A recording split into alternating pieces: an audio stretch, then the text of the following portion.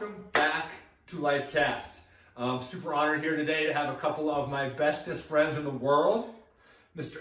Maxey and Mr. Omar Taher. What's going on? Adam is has been one of my best friends for what, 10 plus, shoot, what? 13 years? 13, 14 years, something like that. We met when he was 20 and I was 24-ish down in Metro. And at first we wanted to fight each other. And now we do fight each other, yes, which is super awesome. We're best friends. And then Omar's become like one of my new best friends. We met at JiuJitsu. He is a killer blue belt. I almost called you a 4-stripe white belt, bro. I almost said that. How dare you? It was like, how dare you, bro? Blue belt, incredible human being, has a great story. And so I'm super honored to have these boys here. We're going to talk a lot about family, about friends, about keeping a good tribe, having fun, and just kind of, you know, see where it takes us. So welcome to the Lyfe Cast. Welcome, boys. Lennon, thank you for having me. Very much. How you doing, bro? Good. Thank you for having me as well. Welcome. Awesome. Appreciate Omar, that. bro, I want to start with you. Okay. Your story is super duper intrigues me, man. Is it? So give yourself a little introduction and tell us a little bit about your story. Cool. So my name's Omar. I was born and raised in Saudi Arabia.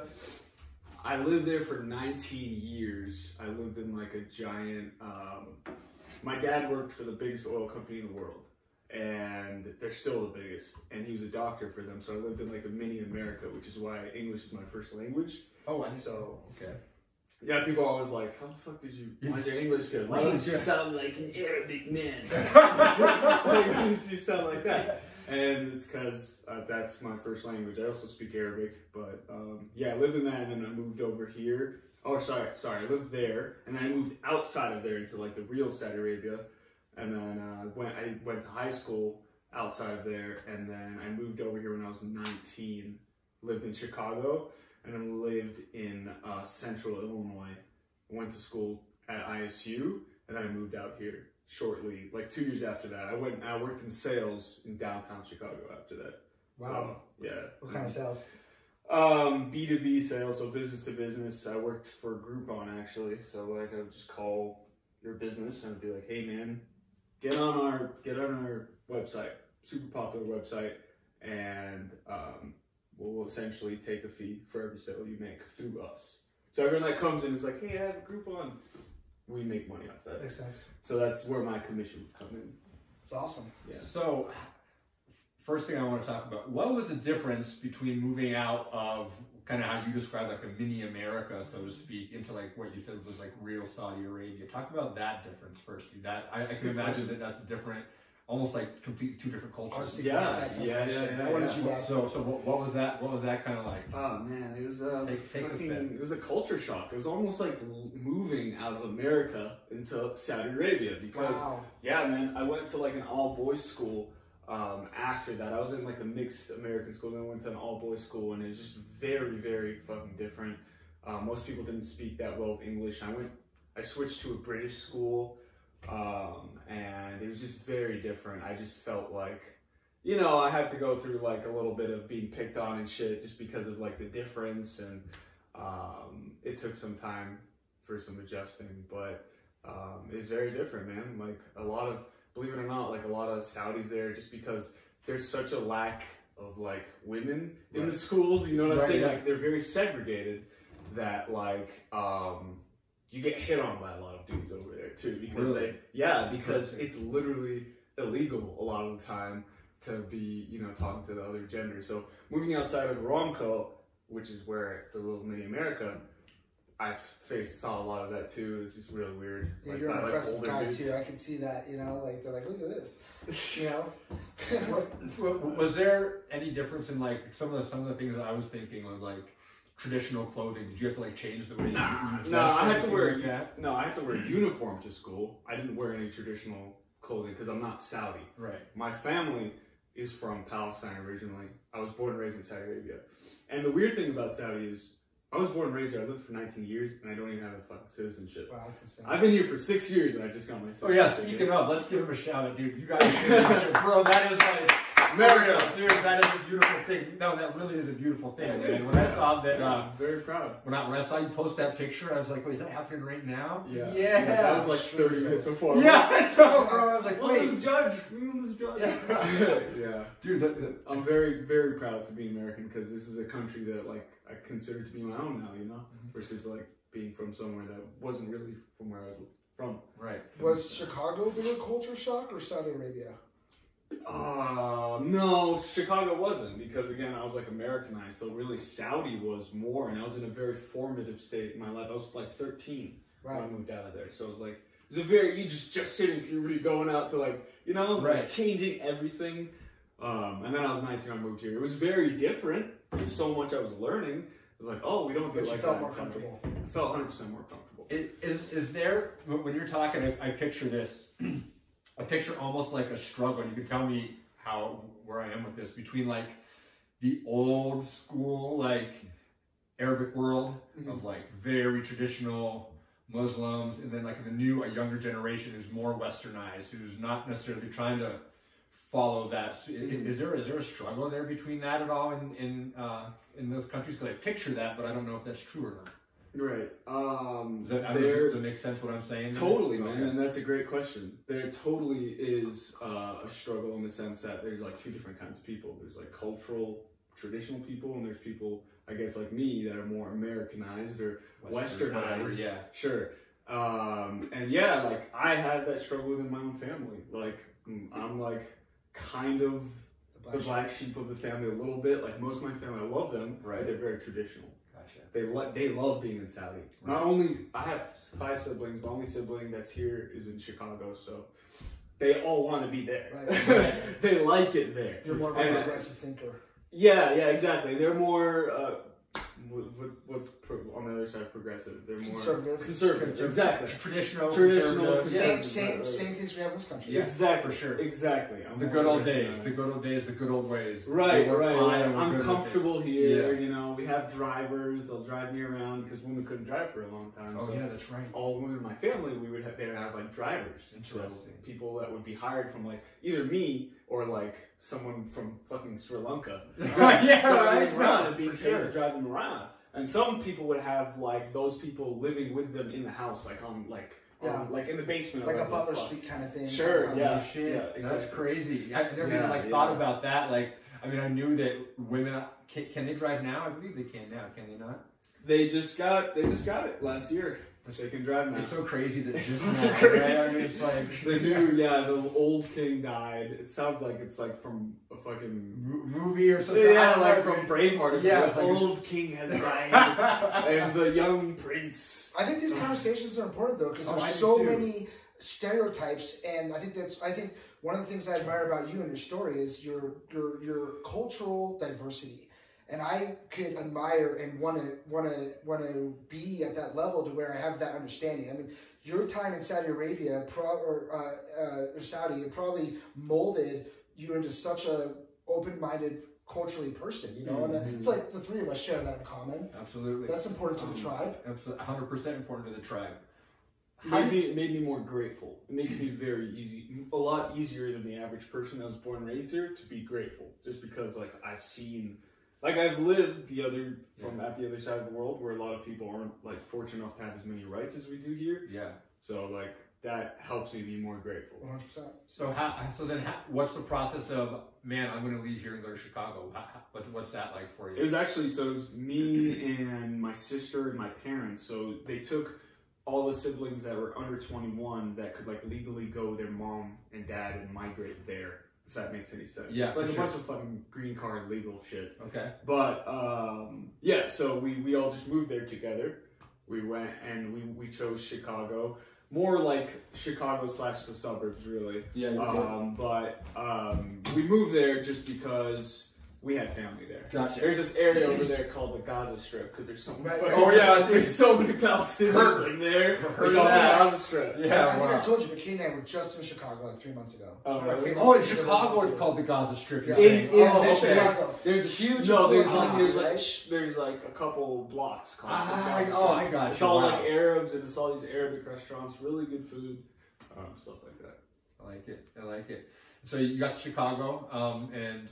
Keep going with the story. So that bring us to Denver. So I moved there and I lived with my family in a tiny apartment. Fucking terrible part of my life because there's 5 of us in this very small apartment, and we just beat each other's faces. Right. I lived there for like 6 months. I went to community college for like 2 years. We moved to a bigger house within that 2 years, and then I transferred to a 4-year school in Normal, Illinois. And then I had like a little bit of a college experience because I was away from my family for the first time. And yeah, I had just a bunch of jobs throughout. Like in Saudi, I had a job as like a Marlboro fucking dealer. What? Yeah. I would go to coffee shops, and my job was essentially marketing through trading what I had with what you have. You're smoking Dunhill, I got Marlboro, man. Let's switch. I don't care how many packs cigarettes you have in there. Let's switch. Get a full box of cigarettes. Yeah. Sold. At the fucking coffee shop. Yeah, everyone would be like, okay, Yeah. I'm not gonna keep smoking. What Yeah. happens They to had like your one. I still did it because that's how I made money. Like, Yeah. how many boxes do you have? I'd be like, oh, I have like, You're like, Mr. Hey, you want a cigarette, brother? You need a cigarette? yeah, basically. Dude, that's so funny. That reminds me of a story. When I was 18, left high school, went to college, freshman year. That summer, came back to my mom's house and lived with my mom. I still had some high school friends, right? So I was going back to some high school parties. I was like 19. Well, one day, people at the party I noticed kept asking me if I had cigarettes, and I didn't smoke. And so I went over to Walmart and bought like 4 or 5 cartons of cigarettes, and I started slanging cigarettes at high school parties. Nice. Buck a cigarette, $5 a pack, bro. Nice. For a whole summer making money. I don't think I've ever had the entrepreneurial spirit like that. Yeah, Oh man, I love that shit, bro. The most entrepreneurial I was, that was similar to that, was I sold like fucking corn chips. At recess, I was like, all right, 2 reals, which is like 50 cents. I was like, oh, fucking slinging that shit. So Chicago, and then we're to Colorado. Well, what's that next step like, bro? I moved to Glendale last year. So September. So yeah, actually, 2 years ago I started doing martial arts, and I started doing striking. Started with Krav Maga. It was okay. It was like super like it was very passionate. It was like yeah, yeah, yeah. And then the fucking coach was like, "All right, you little bitches, who drank all the water?" And I'm like, "Oh my god, I don't feel comfortable here. I don't know you to fucking talk to me like that." And then she, yeah, so I did that, and then I went to a UFC. It wasn't that cool. I didn't really like it. It wasn't really for me. The point of it is like is like that Russian super. Or something? It's Israeli. Israeli. It's like okay. super self-defense. Like there's eye gouging. Like you're drilling like like nut punches and shit. Like really dirty. You want to fuck this person up. You want to put this person. You're not just putting them to sleep. Sounds like really intriguing to me. What you do is you take this knife and you jam it in their fucking eye. Basically, a lot of it is like fucking like gun disarming and shit and stuff like that. So did that, and then I didn't really like it. I did that for like 2-3 months, and then I did kickboxing, which was pretty cool. I really like kickboxing. I did kickboxing Muay Thai at a UFC gym, and then I moved over here in last September, so September of 2018. 1 week later, I joined Easton, and I just tried one class of jiu-jitsu, and I'm like, oh, this is the fucking peanut butter and jelly. Yeah. This is my stuff right here. I just immediately I went up to Carlos, who's a coach in Denver, and I was just like, Is that yes, his last name? Yeah. Yep. And I was just like, like sign me up, like no questions asked, and I've been here since. So Fucking loving it. yeah, I got a job like 6 months in. I worked Uber after coming here. I didn't want to work in sales anymore, so I did Uber and Lyft, and then I was just like 6 months in. I was talking to my homie Braden, and he just gave me the idea. He's like, dude, he's like, you're doing work within what you want to do. Right. So I set my ego aside, and I was like, I'll take a big pay cut so that I can do what I want to do. And then I did that, and then like I've been moving up since. It's been amazing. Awesome, dude. How'd you find Easton? Like Google. Just Google? Just literally Google. Easton's like the biggest school, so just jiu-jitsu gym near me, and then I was in Glendale, so I started at the Denver location. What made you want to go to jiu-jitsu? Like, how'd you first see it or hear about it? I wanted to try more martial arts, but honestly, dude, like I grew up very insecure, and I grew up like very like afraid. Like just the way I grew up, like my didn't really have like the best father figure, so like I grew up kind of like afraid of other men going at you, and I just felt like I had to really face that and see like what within me like was afraid, and I was just like afraid in terms of like just wanting to just wanting to be able to defend myself and give myself that security. You know what I mean? Yeah. So it was like a very deep childhood-rooted thing that really pushed me to try new more and more stuff. So I did striking and all of that, and then I was like, wait, there's jiu-jitsu, so let me try that. And then I gave that like a real try. And then, because I tried it at the UFC gym, but it wasn't anything like at Easton. And then, yeah, and that was it. That's what brought me to jiu-jitsu. Just the wanting to defend myself, the wanting to be more confident, the wanting to be a better person. All of that was why I joined, why I started at Easton. It's so crazy, dude. Those exact things that you said are like reasons I joined jiu-jitsu, but from a different perspective, though. You know what I mean? Right. Like for me, like my struggle was coming out of a divorce, right? And I was feeling as low as I've like ever felt, and it felt like that. Well, we didn't have kids or anything, but it felt like my family just got completely torn apart, and like there was nothing I could do. You know, it was like it was so out of my control, and it was like I need to find something that is positive that I can like grab onto, you know? So I made appointments at like 10 different martial arts schools throughout Denver. And Easton was the first one that I went to. And what's interesting, I actually accidentally canceled my appointment at Easton thinking I was canceling it at this other place. Yeah. So when I showed up, Taryn was there and she was like, you called and canceled yesterday. Yeah. And I was like, no, I didn't. She's like, you're Lennon, right? And I was like, yeah, you called and canceled. I was like, oh, fuck. I was trying to cancel that. Whatever this karate school down the street was so... What's that? What was the first martial arts you called? Krav Maga. What was that? What kind of martial art was that? It was, I think... Was it karate, really? It was So's, right down here. So's martial arts. It's a taekwondo. So you were looking at other kinds of martial arts, yeah, not just jiu-jitsu. Yeah, no. So I made an appointment at Easton. I made an appointment at a taekwondo school, a different, I think it was Shadokan karate and kung fu, even. Easton was the first one I went to, and after my first I was like, oh yeah, that definitely don't need to go to any of these other spots. And it's funny, I just found like, even that first day, it was so difficult, like, and so much of a struggle for me. Yeah. But I was like, I found so many parallels to like what I was going through in life, and it was like, man, I feel like I'm on the bottom right now. But like being as a white belt, when you start, you're on the bottom always. You know what I mean? And it's just like. But there's ways out. There's ways to escape, you know? You just need to stay cool. You need to stay calm down here. It's okay to be here, you know? And whether the escape is that you learn a technique to get out of a bad situation, or maybe you tap for a restart, you know what I mean? And it also gave me this notion of like tapping out's not quitting.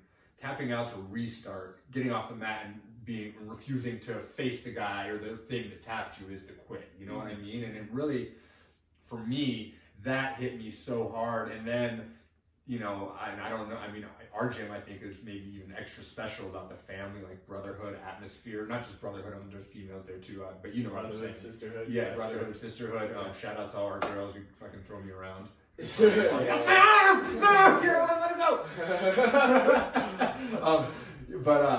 And so I think those two, like the sense of, I felt like my family was like, destroyed, you know, and that I found the struggle, like I could really like, and then the physical exertion part of it was like really like I'm just competitive like athlete, and so that combination to me was like fuck, yeah, jiu-jitsu's the shit. And it was like that's kind of what brought me into jiu-jitsu. To talk about your journey a little bit into jiu-jitsu and how it started. I really relate to both you guys so much, and we all have different facets that bring us to the same trail, which is so cool about life, you know, like there's certain parallels I see in you, certain parallels I see in you, but it's different, which is okay, you know. Me personally, I've been hearing about Easton for a long time. I'm Arvada dirt ball, born and raised. I've been everywhere, but I've been here for a long time in Arvada. And since I had a good buddy, Sean Popejoy, he joined Easton when I was at the old location. You're Sean, right? Yeah, about 8.5, 9 years ago. And he's like, gotta go. And I kind of brushed him off, but in the back of my mind, I've always been curious about it. And then one of my dearest friends, big mentor, my wife's actually partner and boss, Ian Bennett, he's a purple belt in Boulder, and he's really good friends with them all, and he's been telling me about it. And then Lennon calls me one day, and me and Lennon are really close, and I'm an advocate for him, and he's an advocate for me, and he calls me and goes, dude, I'm going to Easton. He goes, I got this workout. I was like, fuck it. I was like, you know what? Now it's the third person, and my biggest obstacle that I'm working on tackling is my understanding of fear and how it affects me. You know, I feel like for me, I've always been in a place where I perpetually climb to the top of the mountain, get to the top of the mountain, look over the top of the mountain, and then some reason quit. And it's been definitely, I don't know if weakness, crutch, whatever negative adjective I want to use, but what I love about this journey and what I've really, and I'm still battling it every single day in all facets of my life, from career to my family to, if there's crutches, there's a million things. I think that's a forever struggle, you know, fear and love. Totally. You know, but the biggest thing that jiu-jitsu is doing for me right now, and the biggest magnet I'm feeling towards it, is the ability for me to conquer that fear. I was terrified to start the first day. I was terrified to go to Randori. First Randori, you know, dude. It's like, oh man. And you know, we've had the conversation, you know, where I am half in, half out. And that is kind of not a, that is no indictment to jiu-jitsu. That's just how I do things. Right. You know, and so like real estate, I find myself 100% in, but it took me a long time. My family, I'm 100% in. Coaching, but in order to get started, it takes some building blocks. And for jiu-jitsu, for me personally, I wanted to conquer the fear. I wanted to not be a bitch about it. I wanted to try it.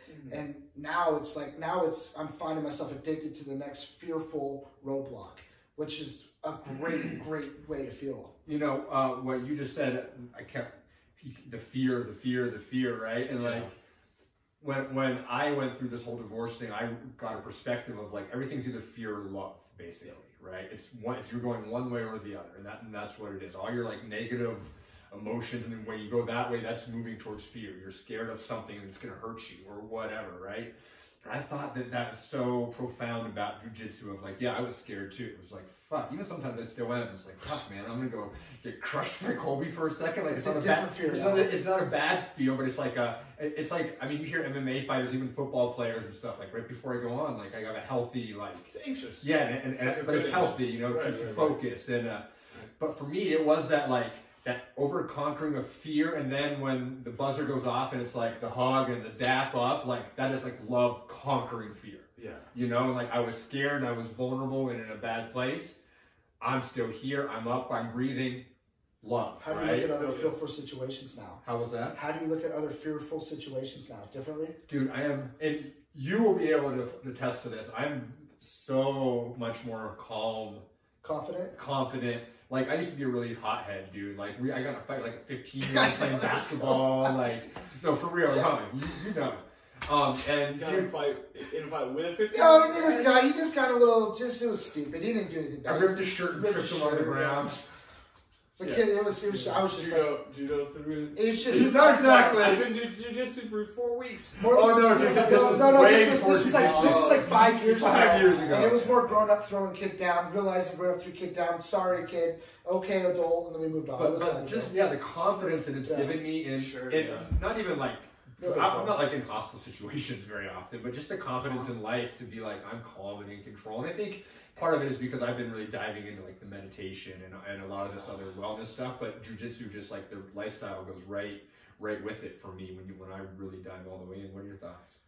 I just want to, before I tell you, I want to say a comment. One thing I remember was like when you first started, you said something about cold showers to me and meditation, and you got me back in the loop of getting into that. Yeah. So you really helped me in one way. Seriously, dude. Like then I started getting into that, getting into other stuff, because you know when you get into something and then you let your fears or your lack of self-discipline take you away from it. Yeah. And then you got me back in the groove of that. Nice. I was very thankful. And you still rolling with it? 100%, man. I'm like at 200 straight days of meditation. Talk about your meditation practice. So I use the Sam Harris app. Okay. He has this app called Waking Up. So the way he does meditation speaks to me. It's like very scientific. The way to approach ego and consciousness, and love it. It's a very like. It's simple, but it's complex if you've never heard these words before, like ego, what the fuck is ego? Who am I? What am I? Like, are these thoughts me, or are these thoughts just appearances in consciousness bred from like a childhood? Is this my inner child talking? Is this my insecurity? Like super mindful things to be aware about. But my point is, he talks about a lot of that. And I do that. So, sometimes I do it guided. Sometimes I don't do it guided. Right. I started 10 minutes. I've been doing 20 minutes lately, but I've been getting back into 10 just because I've been going back to the beginner courses to redo it all over again. Because like it's like a cycle, man. It's cyclical. The way the mind is, and like my ego started coming up with meditation. Like, I'm like, oh, I'm calm, like, I'm good, I meditate. But that's just that's ego, again, reasserting itself from more or less a higher position. If that makes sense. At meditation. Yeah. I mean, we all are. Like, we all are. No, I meant that as in, to your point. Like, that's what you start telling yourself. Oh, yeah. You know? Oh, yeah. Oh, you said, I'm the shit. Yeah. Exactly. Yeah. Exactly. And then it becomes this thing where it's like, I get mad at myself for not meditating so much. It's like this weird nature of the mind that rebirthed itself. You know what's so crazy? Like, the ego is such part of, like, at the end of the day, a thought, emotion, or feeling is like just a very plain thing. Like, it comes, and if you let it go, it's gone within like 10 seconds. But your ego is what decides to take it. 100%. And it can take it super negative, but it can also take it like really positive too, to a point where it becomes a negative, you know, like something you're like, oh yeah, man, I got promoted to go get this job, and you're like, fuck yeah, and then you sign the papers and you didn't realize, oh wait, there's some other shit, right? You know, so but that's the ego, that part of it. And so I think with meditation, and it is so true, at least for me, and how I look at it is this, because there's times where like I'll get into a meditation and before I know it, like my alarm's gone off and I went right through it, and it's been a half hour when it's usually 20 minutes. And then there's times where it's like, fuck, I feel like it's been, 20 minutes, it's been fucking 4 minutes, and I think that, in my opinion, I think it's just as much of a skill as anything. It's just practicing. But the most important part, you can't meditate poorly. If you take time out of your day to sit and be chill, that's the key.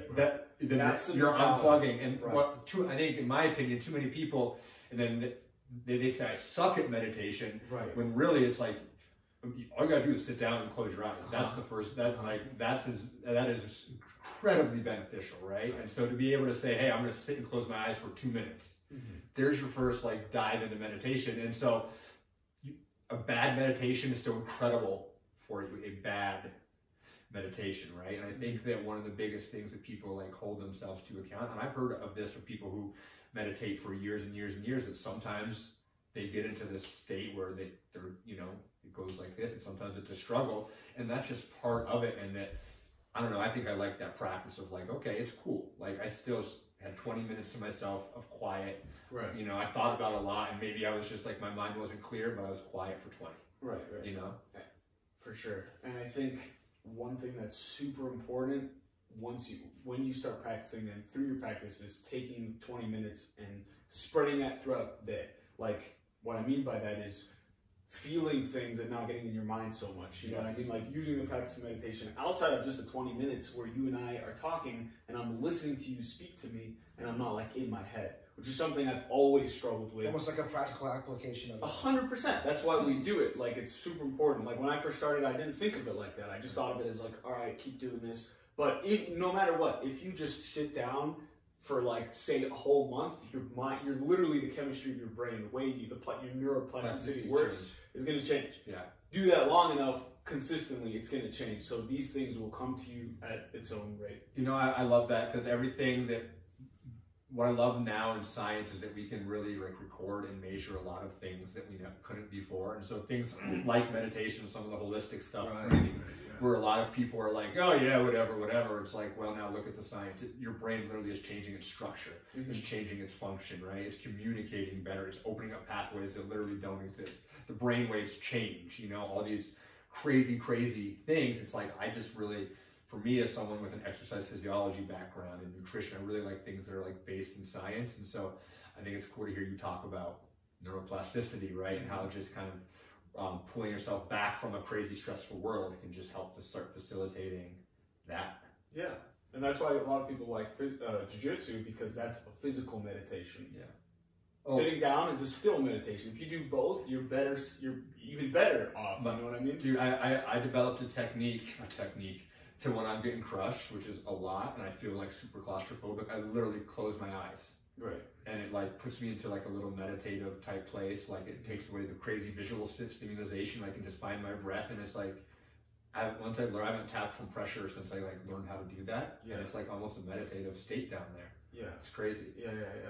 That's awesome. I want to hear your perspective about meditation. Someone who I know doesn't meditate. Yeah, I'm just sitting here just like, but I was just trying to drop in. So I want to hear your perspective about meditation. I'm curious to for me, it's just like, I mean, I don't want to speak intelligently on something I don't really have much knowledge on, but the idea of meditation I'm familiar with, and I understand. I see the benefits, and I feel like people that meditate probably aren't getting speeding tickets. You know what I mean? I see the value in it. I understand it. I definitely still get speed. Yeah, well, unfortunately, I meant that kind of as a metaphor. Like even with jiu-jitsu, like I won't get in a road rage incident. I'm not gonna. It's like my whole paradigm is shifted completely on how I even look at things. Right. So that's one facet of, like you said, it's a type of meditation. Mm-hmm. When you really dial into really listening to yourself and slowing down and breathing, and again, I don't really have much experience with it, but I can only imagine it being beneficial. My roadblocks with it, not sure. I've not really sure if it's something I'm interested in or not. I haven't really thought about it.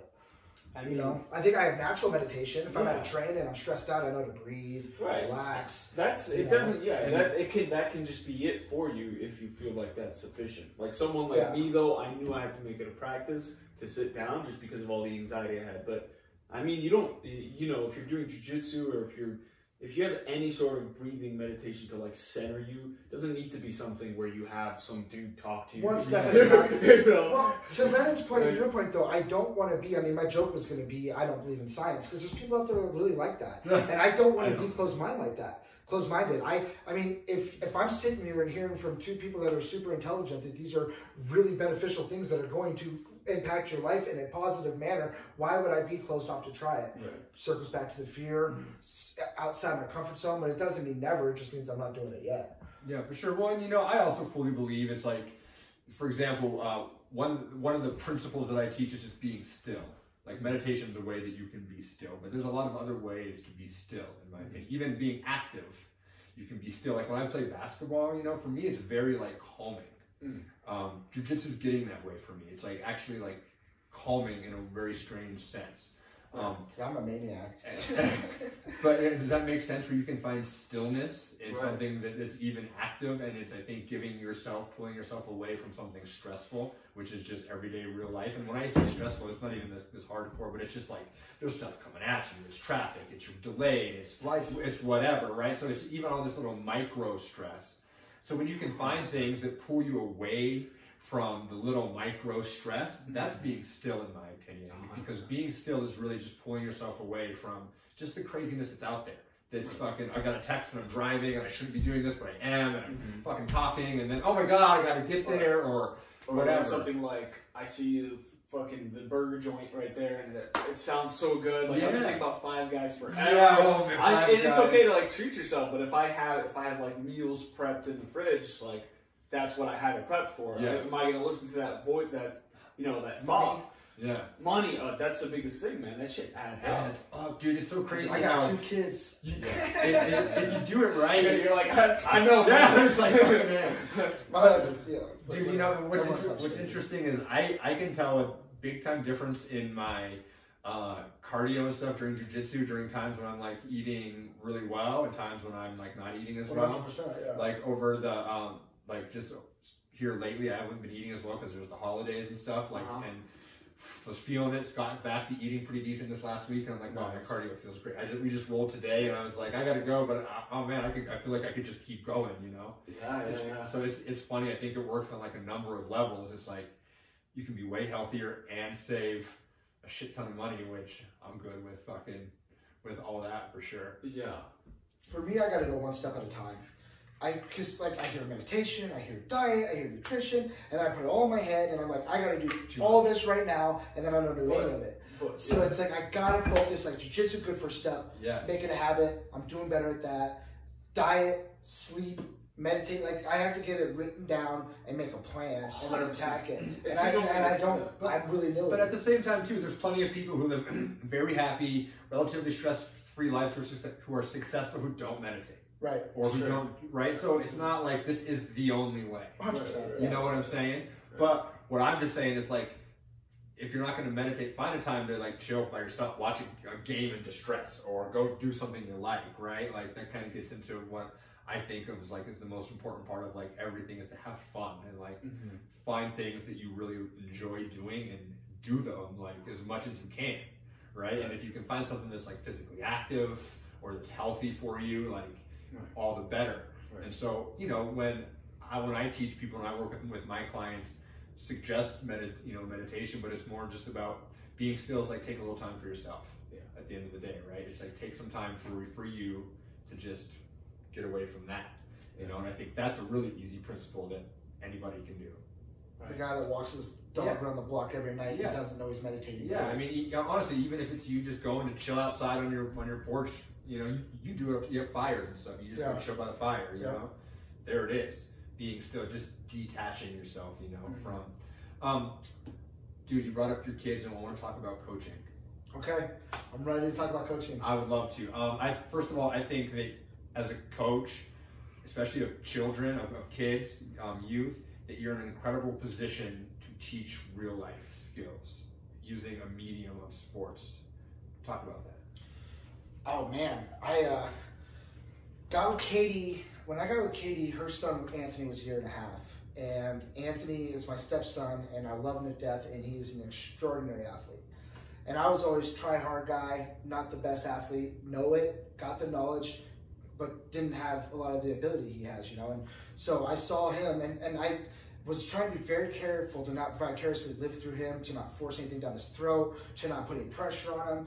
And it's been a balance, you know. Sometimes I do better than others, but he's taken to it, you know. He's the kind of kid I teach him a 7-step drop when he's 5 years old, and he nails it, you know. And then he's out there for an hour, so he had the bug. And then we had it together, and it's been a journey and a process, but I wouldn't have never coached if it wasn't for having him. And then all of a sudden it's flag football time. And it's like, well, I've been teaching 7-step drops in the background. I can do the whole team. And I go out there first year, and we really, really struggled, and I was more focused on fun, and it's okay, we're just gonna have fun, everyone's gonna play, and it's 7, 8-year-old flag football, that's the way it should be. But parents are competitive, kids are competitive, I'm competitive. And what I realized is I had to teach these kids the ethics and integrity and the moral compass it takes to be successful. And that's pretty much standard down the line. Be on time, be prepared, work hard, no excuses, effort, respecting what you're doing, you know, everything with a purpose. And I just kind of switched my mantra that I have to teach these kids how to do a 7-step drop, so I have to teach them how to approach things like this to be successful. And we changed, you know, and now it's like and I'm not the total line guy, we still have fun, and I still try to keep it authentic and keep it light, but I don't negotiate non-negotiable things that are going to make them successful.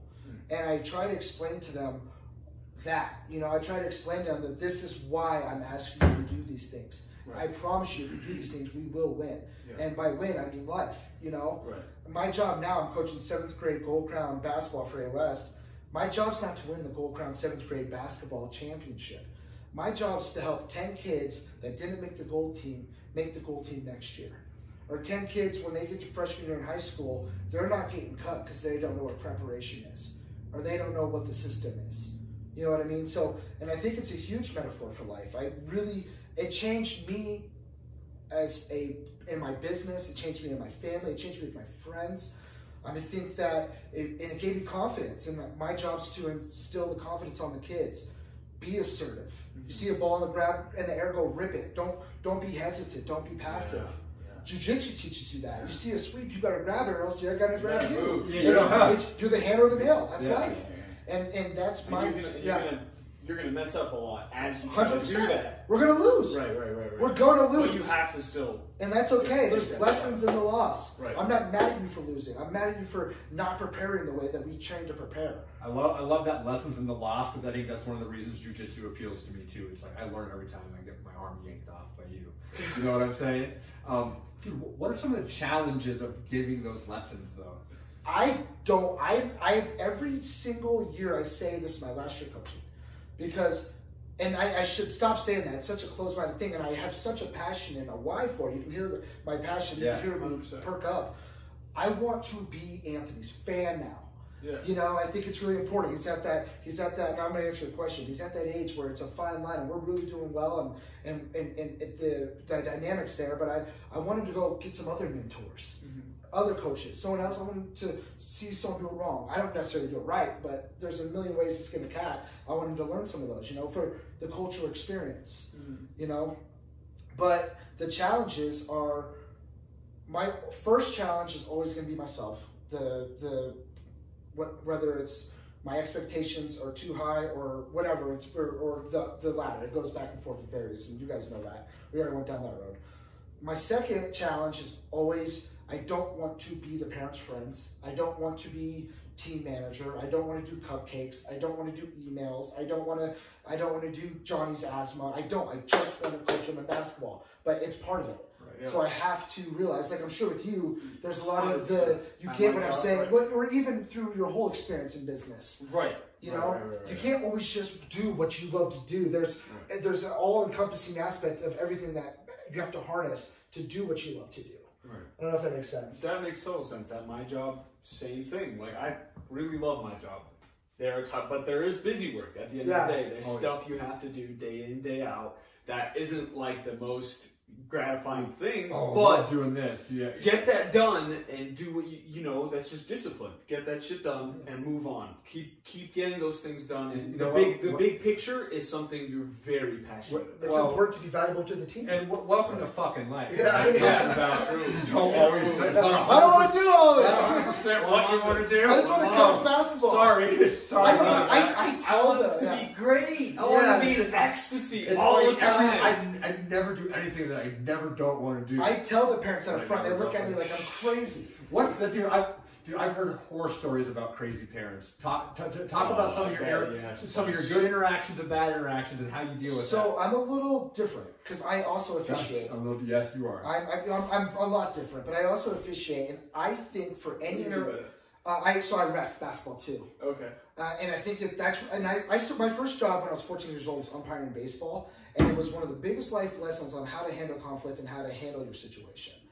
And I honestly think that for the most part, I'm in control of my surroundings. Right. I don't know if that makes sense. Yeah. But I'm going to set a tone with I'm going to do a parent meeting, and I'm going to do a team meeting. I'm going to set the precedent, the tone that we're not doing this crazy parent shit this year. Like, that's not going. And if it happens, I'll handle. I had a dad come across the court in the middle of the game, put my son in the game. And I was like, Dave, go sit down. That's just what I don't remember his name. Dave, go sit down. Stop trying to place. I was like, certain name. I was like, if you want, after practice on Monday, I have 15 minutes and I can pencil it on my schedule. We can talk about it. I was like, go, but if I could pencil it into my schedule. No, like pencil. Get the fuck out my face, dude. Yeah. I'm trying to coach. Kid's not good enough. Not trying hard. That's what I'm gonna tell you. But whatever.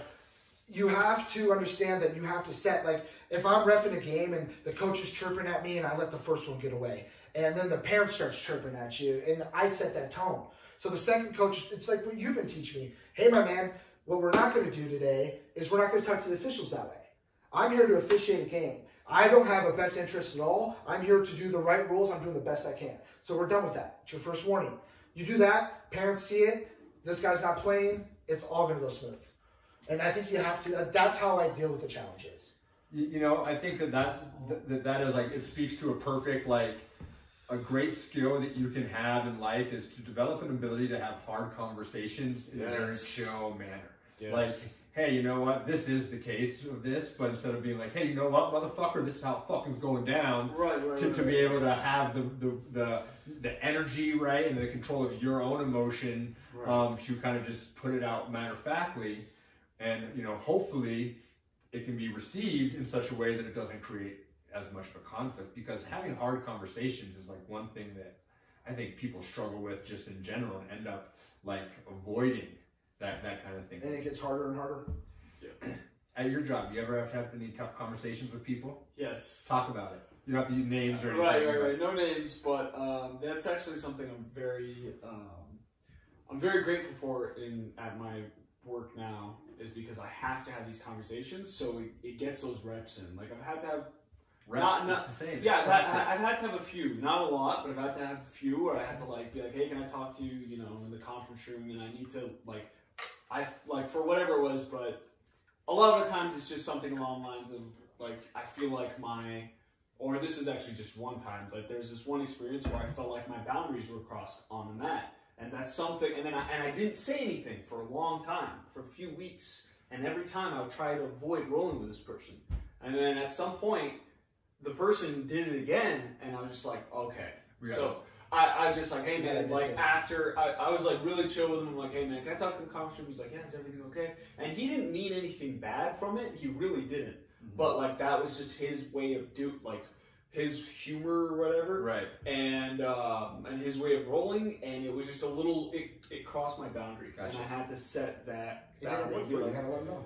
Yeah, and now we're great. Now it's like there's still mutual respect. I respect you. I just don't want that to happen to me again. Yeah. You know what I'm saying? I don't want to feel the way I felt with you again. Otherwise, if you don't respect it, then we're gonna have this will be a bigger problem in that sense. You know, not like it's gonna get physical, but it's gonna unnecessarily go there because of our egos. You know? Yeah. But yeah, I think it's super important to have those conversations, and even other kinds too, like. You know, with other coworkers and stuff. You know, in my job and all the training and like coaching that I've done and working with people, you have to develop a certain way to like tell them how it is, because most people I deal with are unhealthy in some manner, whether they're like they hurt and they have horrible body mechanics and XYZ, right? Or they're overweight and they're trying to drop weight, or they're, you know, working through some depression type things. Like, and it's hard to sit there and try to tell somebody. It's like the reason that you know, that you're 9,000 pounds and all this stuff is because fucking your lifestyle, this, and this, without them feeling like attacked, right? Or without them like taking it personal, without them feeling like, oh, I'm a piece of shit, right? And like, so I've been doing this now almost 10 years, but I remember at the start of it, it was like, fuck, how do I tell this person, you know, like the reason that you are the way you are is because you're living a shitty lifestyle, basically, right? Without making it, and those were weird kind of conversations to have, but you know, 10 years later, I think it's really served me. Now I'm decent at having those kind of conversations. And then with jiu-jitsu and all the meditation, I'll tell this story. You were there. No, you weren't there, but I told you about it. Another basketball story. So before jiu-jitsu, I played a lot of basketball, you know, and there's this guy who played at the Apex, really good. He's really actually a nice guy. Like when you just sat and shot the shit with him, he was good. He's like a D2 basketball player. He's playing with a bunch of like high school varsity player type things. So he was like significantly better. You know what I mean? I think he's kind of a D-bag. Well, yeah. I'm trying. He's actually always positive vibes only. My bad. His name's Adam. He's only been cool to me. I've never had him be a D-bag except for on the court. But he was yelling at everybody, and he started yelling at me, and so old me may have like started yelling back at him, right? You're like, you don't fucking talk to me like that, motherfucker. I don't even know jiu-jitsu. But instead, I walked up to him, I put my arm around him, like, dude, Adam, you're a great player. He's like, hey man, thanks. I was like, man, you know, we're all out here trying hard, really out here to have fun. He goes, yeah. I was like, you want to know what we're not out here to do? Get yelled at by you. And he was like, oh. Like, I mean, he took it actually really well, but I was able to just bring it really cool. And he's like, he almost didn't even like realize it was at the level that it was. Like, that he was like, I didn't realize that I was like being an asshole about it, you know what I mean? And then I talked to him a little bit later. He was like, yeah, I kind of had temper issues. Like, oh, that's good. He was on the sideline. You were effective.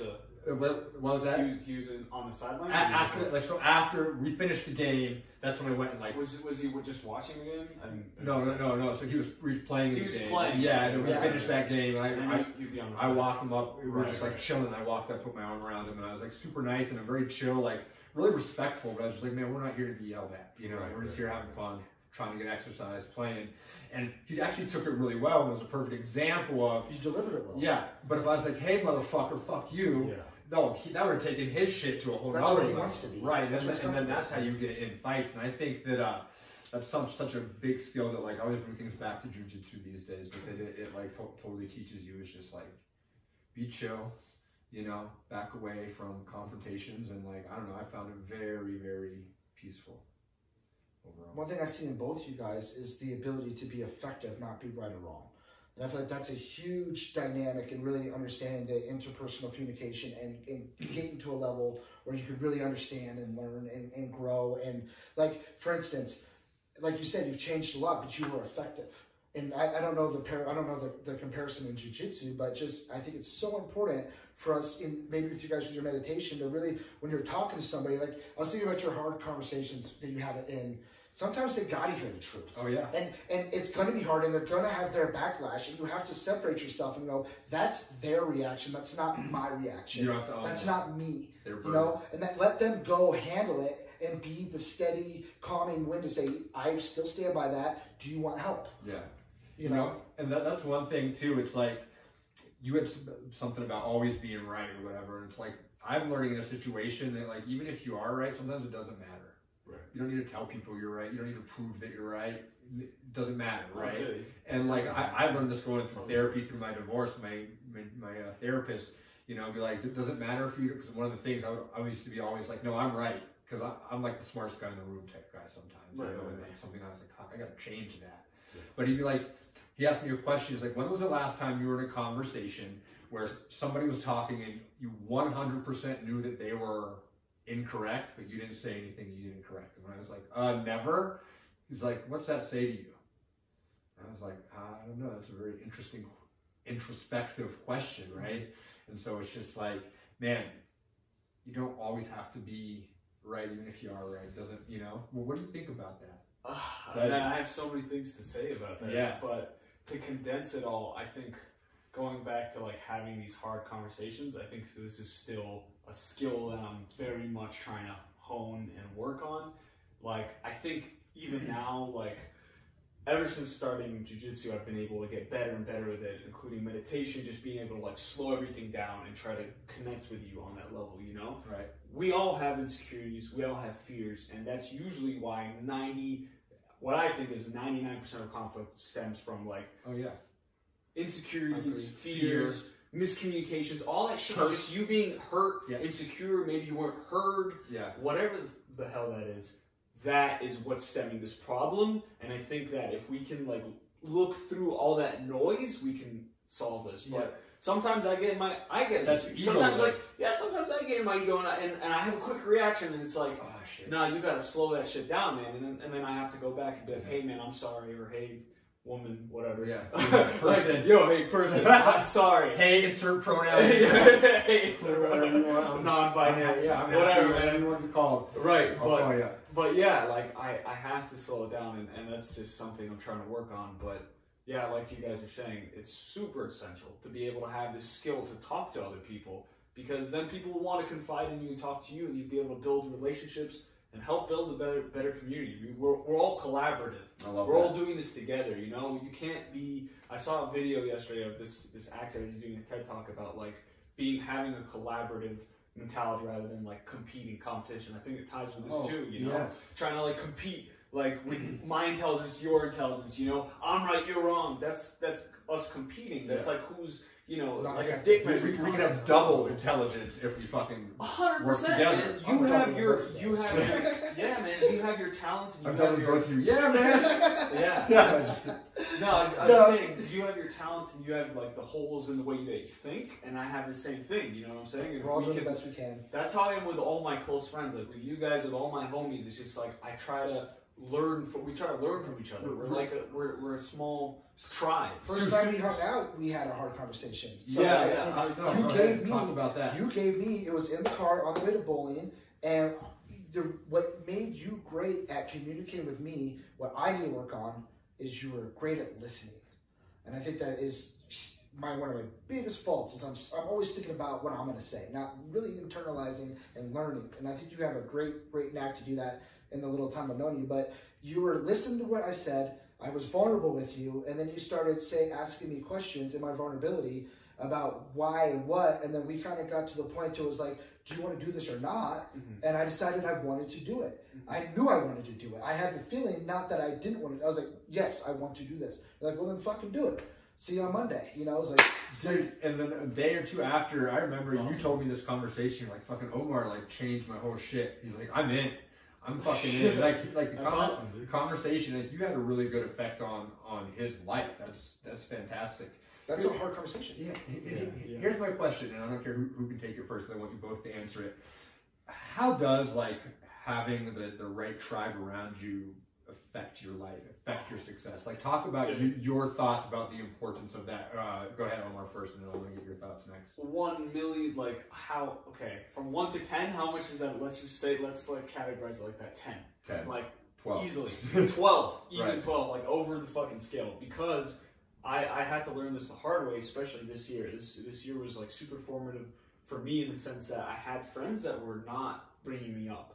And I wasn't bringing them up either. And it was almost like we were just not doing anything. Yeah, we were just enabling coming each down. other to go down. Yeah, and it's just like I had these sort of friends that I was holding on to just because of my past, and I was like afraid. I didn't want to be alone. You know what I'm saying? Mm-hmm. So like being around those people, you share their frequency. What's that saying? Like you're the average of one of your 5 or 7 friends or whatever. Your 7 is our worst player.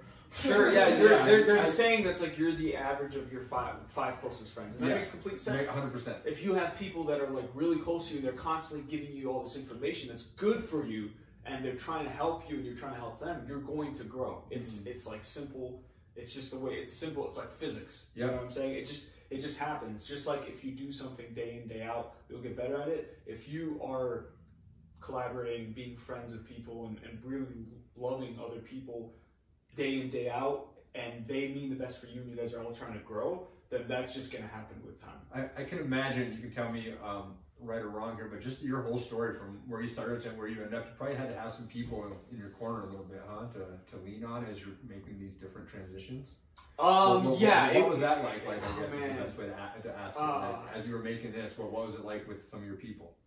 Oh man, it's kind of strange because like my people, like I moved from somewhere, and then the people that I had there were like, I was in an environment with a job I didn't like, so it was really weird. Just because I was in a job I didn't like, it was like almost naturally I wasn't like being my best self, and I wasn't like as friendly. It was like it's totally different. So I moved from there, not with a ton of people, but I was talking to this girl at the time, and she was kind of my person at the time. You know what I'm saying? So that was really the only person in my corner, and at the same time, I'm not like super close to my family, so it was just like that was who I had at the time.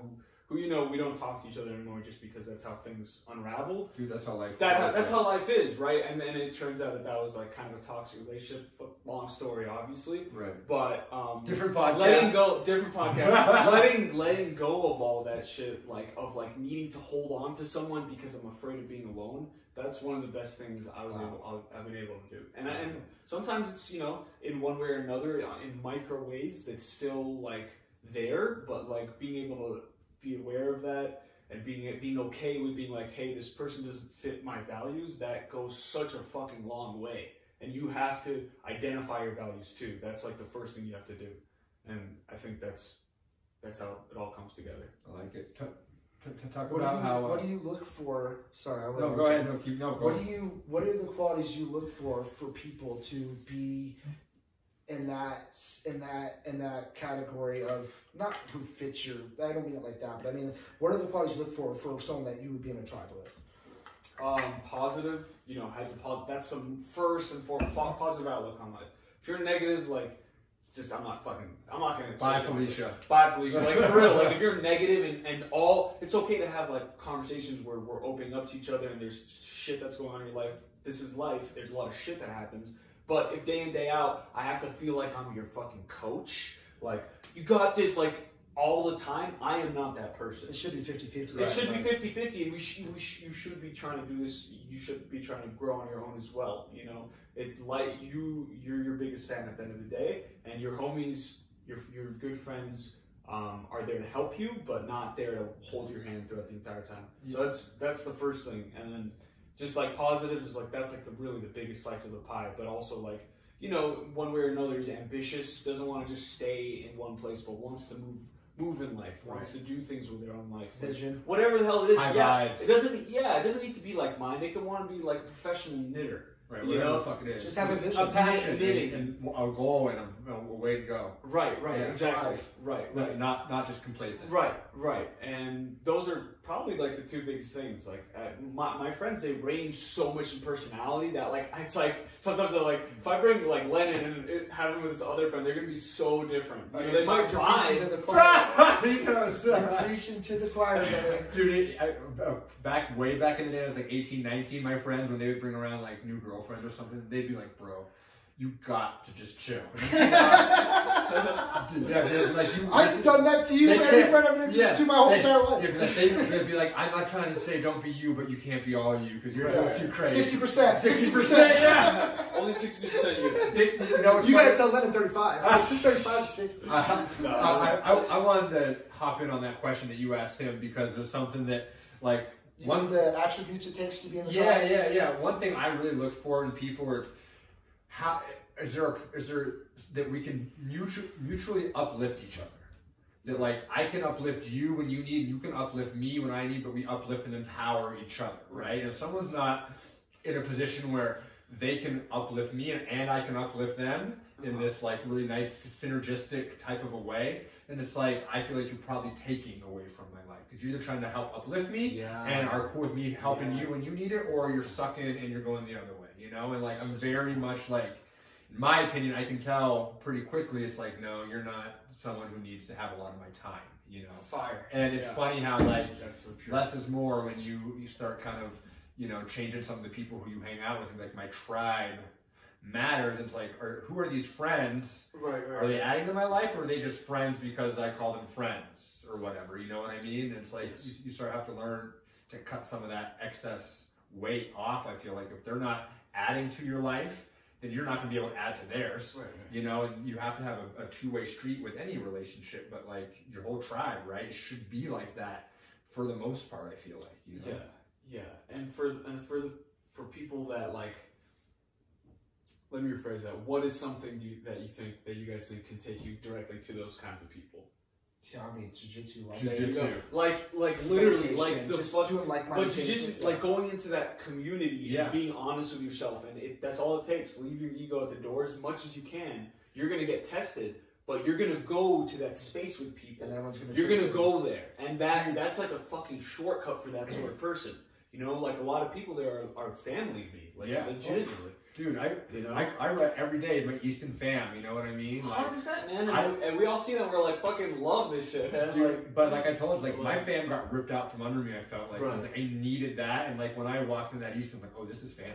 Yeah. Like this is it. And it's cool that there's people from like all kinds, all walks on the earth. And it's so humbling when literally I walk in, like, that point I was like even over 200 pounds and getting thrown around by a 110-pound girl that's just like wrapping me up. Like that's humbling.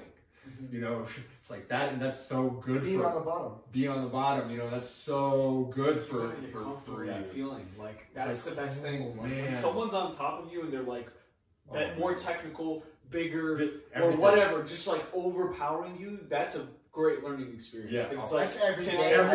Can I be the eye of the storm right now? Right. Can I just like, you know, even if I get tapped out, can I like get out of my head in a sense, you know, and go into this moment where I'm just trying to frame. I'm trying to connect my elbows to my knees. Be safe. Right. I'm trying to survive right now. I'm not trying to like tap you out. This guy's really good. I want to survive right now. And then I can start moving from there. But you know, that's one of the biggest things I work on is when I'm going against people who are better than me, which is almost everybody. It's like, how can I just survive this? And, you know, be like, oh, you usually rip my arm off 8 times in 6 minutes. You only got me 3 this time. Sweet, right? And it's like, oh, man, you only got me 2 this last time. Sweet, I'm getting there. And that's a way that I kind of measure some of my success. It's like when I roll against these higher belts, you know, people like you and even above you, it's like, you know, when they used to submit me all the time, now it's harder and it happens once in the round, you know? And I think those are good ways that you can, like, take wins from getting the shit kicked out of you all the time, you know, because as a white belt, especially, you get beat up all the time, but you got to find wins, you know. It's like, so I want to get back because Easton is super family, but I want to talk about what you think about having tribal. I've just been thinking it's been beating me up a little bit. Yeah. I kind of have, obviously what you guys are saying is gospel and it's what makes sense, but I kind of was just feeling a little devil's advocate-y about it. I don't know if that's a word. I think there's a lot more gray area than we're talking about. Obviously. For me, for instance, my tribe is extremely, you can tell, you guys always know, I mean, I am very social to a fault. To the point where I sometimes have to circle back to my priorities, which is my family. I have so many friends, and pretty much 99% of every friend I've ever had, I still have. I hold on really tight. And there's so many friends I have that aren't in different places of mine, and I think I found an ability to stay in my lane. Obviously, there's times where it's harder than others, but there is a lot of friends I don't want to let go that will never be where I'm at intellectually, and there's friends I don't want to let me go that I might not ever aspire to be where they're at, but the love is still there. And I know we're not talking about that, but for me, there's like the blood's thicker than water, all that shit. It's just like there's certain people that you leave behind, but you don't forget about. I guess we're not saying that. Well, you know, at the end of the day, I think you're right. And it's almost like, think of like a diagram of like circles. Your inner circles, the main people that you're like, these are the people who like need my energy and I'm going to take their energy, like the vast majority. And you have like another row out who are like people that you like and they're cool. You know, you might see them quite a bit, but you're not putting a ton of energy. And then there might be people that you like, that you love to death, you know, but like, I need to love you a little bit here and you're, you know, like for me, I have family who's like that. I have some family who I'm like very different with on so many fundamental levels that it's like, I love you. You are my family.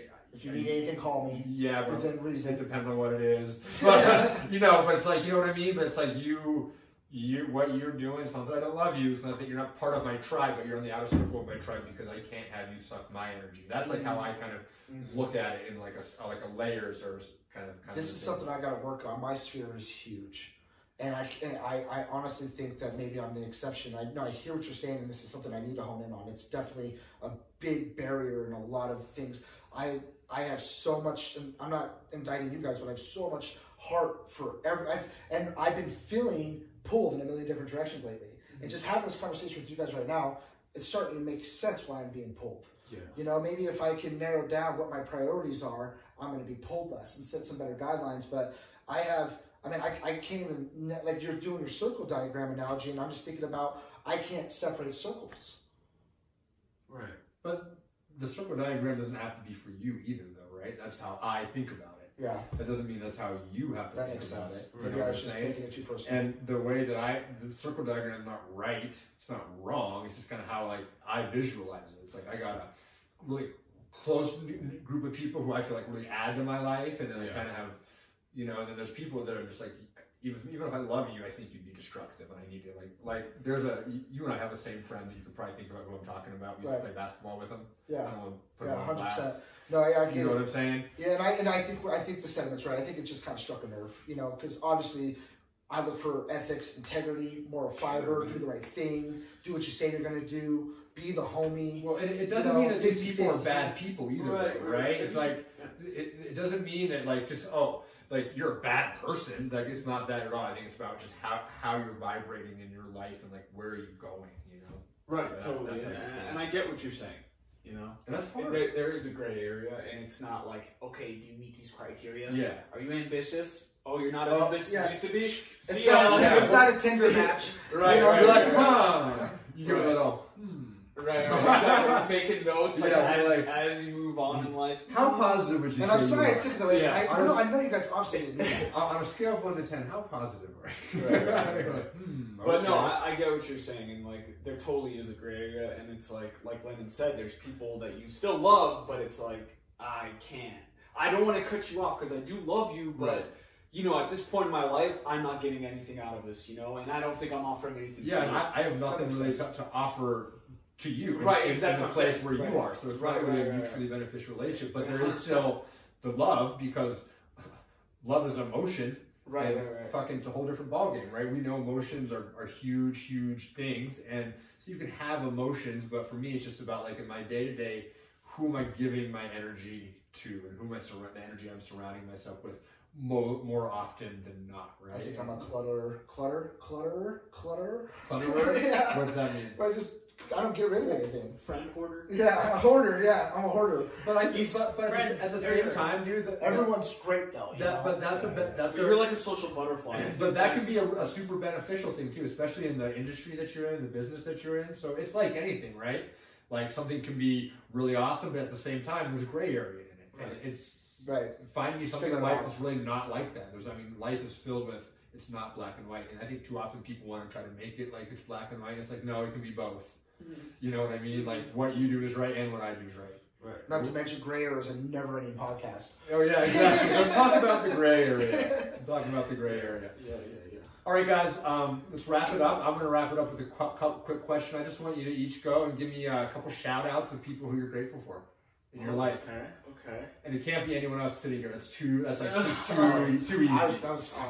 I'm thankful for Omar and Adam. Peace. I'm out of here. I'll go. Shout out. I'm thankful for so many people, but I want to be thankful for this one person. My homie Braden, like he I want to say, like, on some level, if it wasn't for him, there would be a good chance I would be working at Easton, or it would take me longer to get there. But he's a little older than I am, and he's like my homie, and he's been through a lot, and he really looks out for me. He started jiu-jitsu like 2 weeks before I did. We met at Denver, and you know, I've worked for him. He has a hemp company, and like he helps like me network, and we like, you know, we obviously like, I'm just thankful for him. Like there's so much I can say about him, and I'm thankful for like all these beautiful people in my life. Not to sound corny, but like, dude. truly that I am, you know. And sometimes it's hard. Like I try to tell my friends that I love them, because like I think that it's telling them that I love them is more important than being like, am I gonna sound weird? Yeah, if I say that? I agree. So that's And there's something to be said too about like a whole American masculinity, right? Saying you love somebody, hugging something like. Right. I broke down that wall. Yeah, I know that, but there's a really yeah. that's a real thing though. Like in real male, like 100%. patriarch society, that's a whole like, no, you don't do that type thing. What do you mean you love me, bro? Yeah. Oh, what, you cry too? You probably cry. Huh? I can't sit like this. Watch your hands, bro. Yeah, just whoa, bro. Yeah, whoa. You're getting really Come close. on, guys. All right, brother, give a shout out or two to just some people that you're grateful for. I'm extremely thankful for my wife right now. I know that's the easy cliche answer as well, but she just, I mean, there's always things, and it's always work, and she is relentless in her work ethic for our relationship and for our family, and she's inspiring. I don't want to get emotional, but it's inspiring for me, and it makes me, and I'm starting to circle back in. I think I was getting a little bit wide for a while, and I'm starting to really circle in to really try to figure out what my priorities are, where I want to be. I'm kind of getting a lot of drive and getting organized and getting ready to go attack, and a lot of it's because of her. She has me kind of feeling like I'm sprung loaded and I'm ready to shoot out and be successful, and I couldn't do without her. I love that. That's sweet, dude. Shout out Katie. Beautiful. For you too. For me too. What about you? Yeah, you know what? Honestly, like I have a lot to be thankful for and a lot of great people. I think that the biggest thing I'll say is legit, like the Easton peeps, the fam, or like my lunch crew, especially like those dudes, like you guys. I don't know, man. It's emotional. It's like I needed family and I got it, and it's just like I'm thankful for it, you know. Yeah. I needed family and I got it. So you guys, everyone. I mean, I got my little crew there. You, JT, you know, Colby, my lunch boys that we roll with all the time. My lunch boys. Yeah, man. I love it. I look forward to it. I live it. I love being there. Man, I would be a different person now, I think, if I didn't find it, honestly. Like, it's been incredible. So shout out all my people at Easton. If I didn't say your name, I still love y'all. Yeah, totally. Man, super grateful. What are we calling JT? Joshua? Yeah, what JT? Hey, Joshua T. Hey, Coach, hey, Bearwolf. Bearwolf. We love you, brother. Peace out. All right, guys, that's it. Thanks for coming on. Hey, man. Thanks for having me.